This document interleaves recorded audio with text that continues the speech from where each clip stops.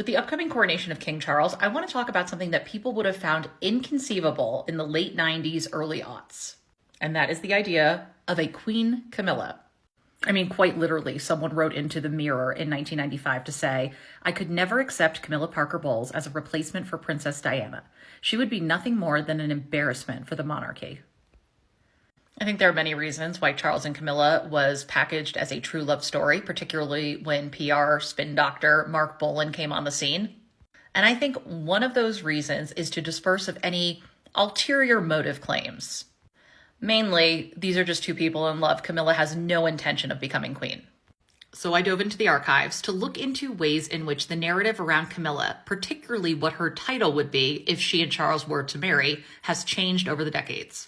First, we revisit the Daily Mirror from January 1995 and Queen Camilla expletive.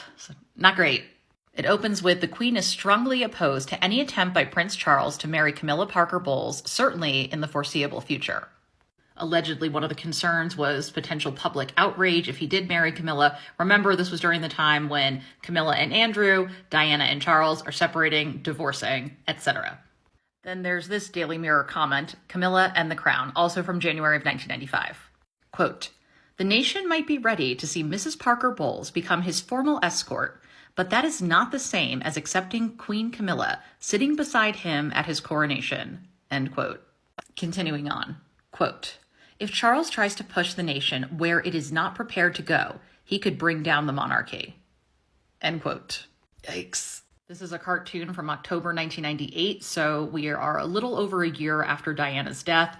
And this cartoon caption says, "Camilla, you're not the most loathed woman in Britain. It's now Penny Jr." If Camilla wasn't popular before Diana passed, she certainly wasn't popular in the first few years after Princess Diana passed. This is from 1999. It's 2 years after Diana's death. This is called "Memories Will Never Die, Camilla." Memories. Britons don't forget. But recall, we are now in the Mark Boland years. If you want to learn more about Mark Boland and his task to rehab Camilla's image with the British public and the British media, definitely check out my series on Camilla Parker Bowles. He's friends with the media. His longtime partner works for the PCC. He has a mission to make Camilla palatable and move the Overton window towards acceptance of a second marriage. In 2005, Charles and Camilla do marry, and there is a lot of talk over what Camilla's title will be. In this 2005 article from The Times, they say, quote, "The title Princess Consort, which Camilla Parker Bowles will bear when her husband-to-be becomes king, is an invention not previously known in British constitutional history. It's a solution created to deal with a unique problem," end quote.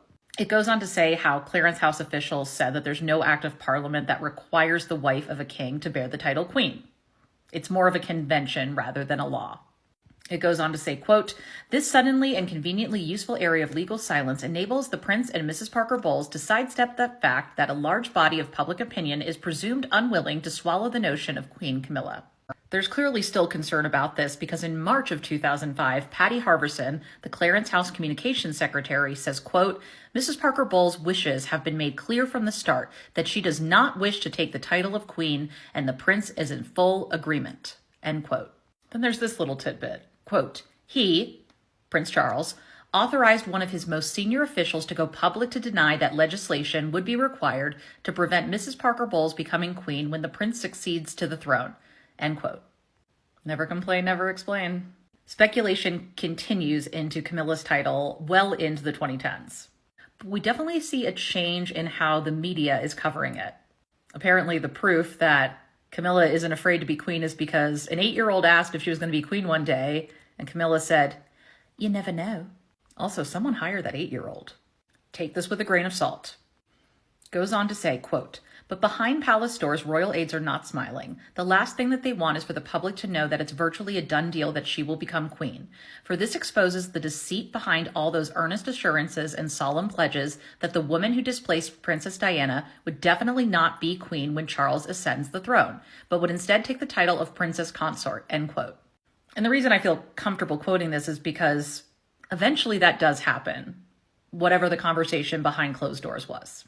But we continue to see this media rehabilitation, like this article from 2012. Once she was a pariah, now Camilla is at the heart of the royal family. I bet you someone called her a secret weapon because they love that. They love a secret weapon. She's riding with the queen. Things are cool. She's no longer that wicked woman. And then this in 2015 from the Times, which is almost inconceivable. It's Camilla, not Kate, who's queen of my heart. Well, somebody went to the Dan Wooten School of Love Letters as newspaper articles. Basically, this woman is mad that Kate is on maternity leave. Like, ma'am, calm down. But again, it's further proving this justification for why Camilla deserves to be queen. I mean, quite literally, a piece is put out by the Times in 2017 that says, Canny Camilla has done enough to deserve the title of queen. And we see the repetition of this statement a lot.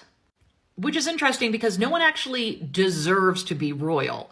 You're either born into it, so you're part of the royal bloodline, or you marry into it. It actually has nothing to do with meritocracy.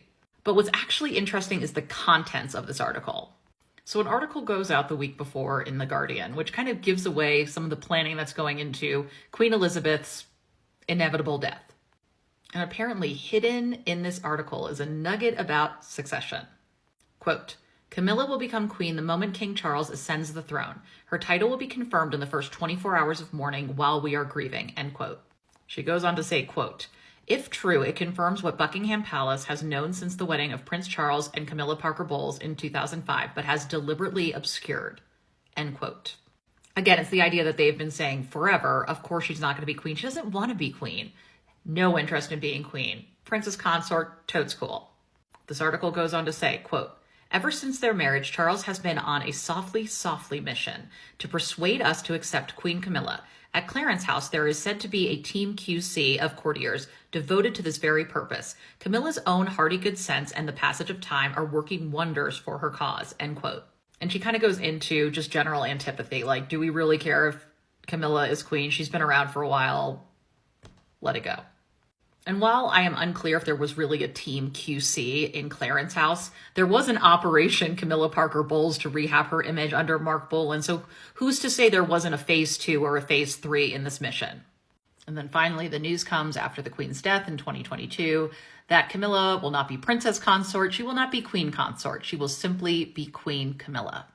This was spelled out by Queen Elizabeth in an address before her Platinum Jubilee, in which she said that the Duchess of Cornwall should be given the title of Queen Consort.